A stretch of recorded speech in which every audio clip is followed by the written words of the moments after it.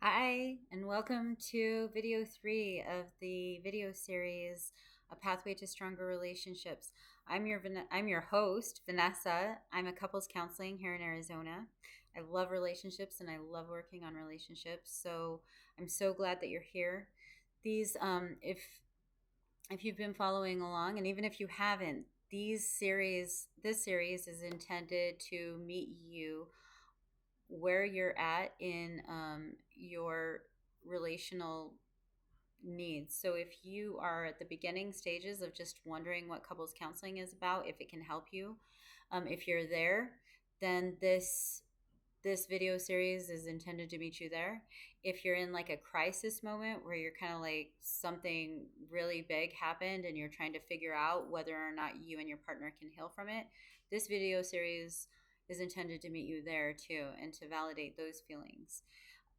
In the first video, we just talked about the reasons why people come to counseling. And then in the second video, I introduced EFT, which is the type of therapy that I practice.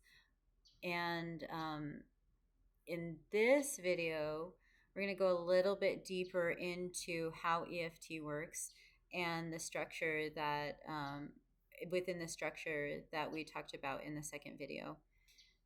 So a lot of times, almost all the times, couples will come on like to couples counseling, whether it's because of infidelity or whether it's just because they can't break out of this fighting pattern. They'll come and they'll just say, I need to work on our, or we need to work on our communication. Like it's just a communication breakdown, or we need to strengthen our communication. But it's something typically about communication. And so, well, yes, from my perspective, it definitely is about communication. But in EFT, we look at it a lot deeper than that. There's root causes or these root drivers, like the undercurrent of what's driving that communication. And so, whether you're the giver of the communication or the message, or you're on the receiving end of the message, either way, there's going to be this deeper root that is um, this underlying emotion. So, the first thing that we'll do is learn the cycle. In other words, what that means is find out what this kind of like triggering event is, and then what it means to one partner, then and then the emotion, and then how that partner expresses the emotion, how the other partner interprets that emotion, and then the feeling that other partner has, and then how that other partner expresses it, and then how the other partner receives it. So it kind of creates this like infinity loop, when you think, like if you can visualize that infinity loop. So it's trigger, emotion, trigger, meaning, emotion, then a secondary like appraisal, then the receiving of the like of that appraisal or that message, and then the meaning of the message, the emotion, that appraisal, and then back up to then how the other partner has interpreted that. So that's the cycle in EFT. Our first goal in EFT is to find out what that is for you guys, what that cycle is, and how it's getting in the way of you guys being able to adequately express your more vulnerable, softer feelings. So every couple has a cycle, and even if sometimes couples will come in and they're very aware of their cycle, and then sometimes couples will come in and they're like, every situation is a little bit different, every fight feels a little different, but wherever you are on that spectrum, you have a cycle with your partner. And in EFT, we're going to be identifying, or the faster that we can get to those um, primary emotions that are kind of like the undercurrent that's driving everything else, then the better. And so that's why it's called emotionally focused therapy, or EFT, is because the faster we can get to that emotion, the better. And then, and not just because we want to get down to the emotion and then identify it, but so that we can understand that there's some vulnerability in sharing it. And once we start to identify that and catch that in the moment, then we can, and then there's a vulnerability that will just start to naturally take place as we start to take out those kind of the barriers that the cycle is made out of. In EFT, we have an acronym. It's ARE, and that is it's a the characteristic of a safe attachment figure.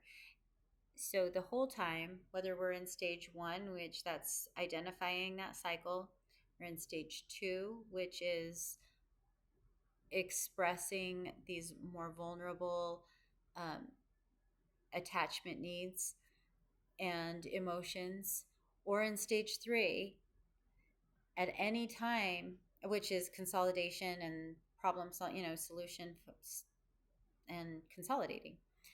So at any given point in those 3 stages, what we're doing is creating or working on developing the each partner into an ARE partner. That's the acronym. So that's safe attachment. And so what that ARE stands for is accessible, responsive, and engaged.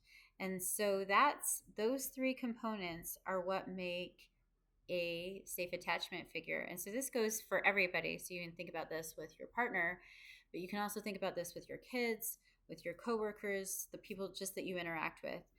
Are you accessible? Are you responsive? And are you engaged? And so, believe it or not, their nervous system picks up on whether or not you are these 3 things. So how you're showing up, that kind of internal framework of the willingness to be accessible, the willingness to be responsive, and the willingness to be engaged is picked up by your partner. And then your partner has a reaction. Our nervous systems are attuned to that. And so usually that's about where the cycle starts. If one partner gets the signal that the other partner is not in this like ARE mode in some way or another, right? It could be all kinds of ways, but a really common one is just whether or not we're on our phones. That's a surefire way to send the signal of like you're not accessible or engaged or probably not even responsive.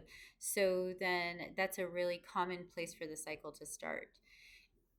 It's just as an example, there's tons of places where the cycle can start. So in EFT, what we'll be doing is just putting all of that together, getting down to some of those deeper emotions as fast as we can so that we can move on to into the next stage and really talk to each other from this place of, or give the couple the opportunity to talk to each other from this place of softness and attachment needs. And so now, if you're thinking like, well, I love that, I want that, but there is no way that I'm going to get my partner on board with that, then that's also a great time to come to counseling, because there is probably something in your cycle on both sides, whether that's on your partner's side or whether that's on your side, that's stopping that kind of communication. And that's part of what the cycle is. So if you're like, I don't know my husband like that, or I don't know my wife like that, or I don't think that she's capable of opening up like that, or I, maybe I would open up, but I just feel like I'm attacked all the time. Like whatever you're feeling right there, that is the cycle, and that's what we'll be working on. That's our first goal, is to figure out what that is, or what those barriers are to that deeper communication. All right, so that's going to wrap up this video 3 in this series. In the next video, we're going to be talking a little bit about here. Let me actually just pull that up before.